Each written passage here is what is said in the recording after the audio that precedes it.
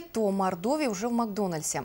Республиканский агрохолдинг стал поставщиком мяса для знаменитой сети быстрого питания.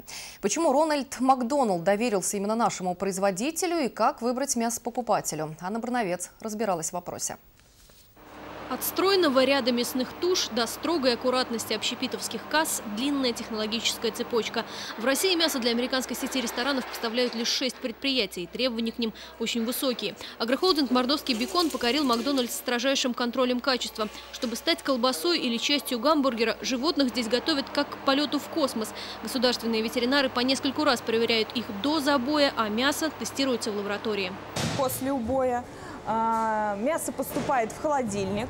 Уже после холодильника оно поступает в цех, где мы с вами находимся. Это отделение обвалки, желудки, сортировки мяса. Пожалуй, нигде в пищепроме не ценятся так высоко мужские руки. Отделить мясо от костей – это не только целое искусство, но и физический труд. Здесь же продукцию сортируют. На комплексе мордовского бекона обеспечивают толщину шпика всего в 1,5–2 сантиметра. С этикеткой «полуфабрикаты мясные» под торговой маркой Атяшева на прилавок попадут только лучшие куски.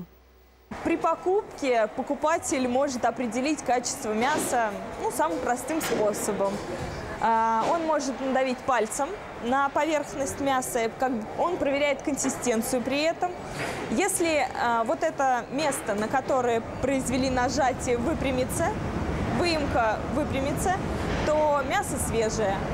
Правильная свинина бело-розовая и слегка зернистая. Говядина аппетитного оттенка спелой малины. Ну и, конечно, запах. Он должен быть приятным. Выбранный по всем правилам кусок хорошего мяса оставляет только один вопрос – что из него приготовить. Но это, как говорят, уже совсем другая история. Анна Барновец, Николай Кучканов, Сергей Надин, Вести, Мордовия.